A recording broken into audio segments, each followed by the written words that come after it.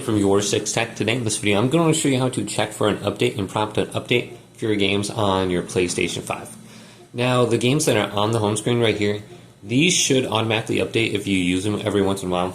So if you press options and you go to keep in home, they will never rotate off the home screen and they should stay up to date when you launch your PlayStation 5 or you launch the application. But there's one way that you can easily prompt it to update.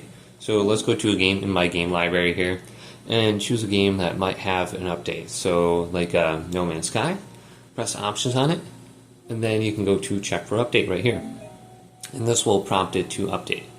Otherwise, what you can easily do is just select the game and start it up, and that will download whatever kind of update there is as well. So you have two different options on here, and this is just saying please wait right now. And it looks like there is an update available for No Man's Sky. We can go to downloads and we can check it.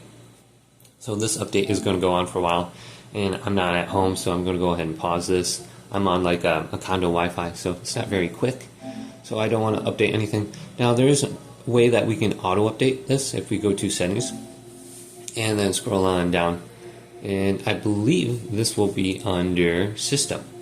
So let's go to system, select this, scroll on down, and we can see the system software update. We can update the system right here.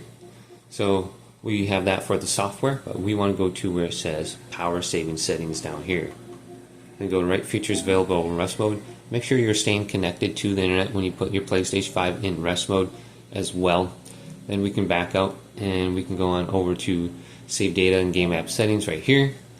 And then we can go on down to automatic updates and just make sure these two are checkmarked as well, so you can continually have your PlayStation 5 up to date and your games. So the games that you use the most recent ones, these should stay automatically updated.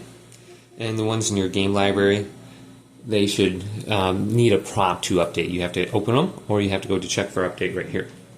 So hopefully this video did indeed help you out. If it did, leave a big thumbs up and subscribe to my channel down below. And we'll check out videos coming up next on YourSixTech.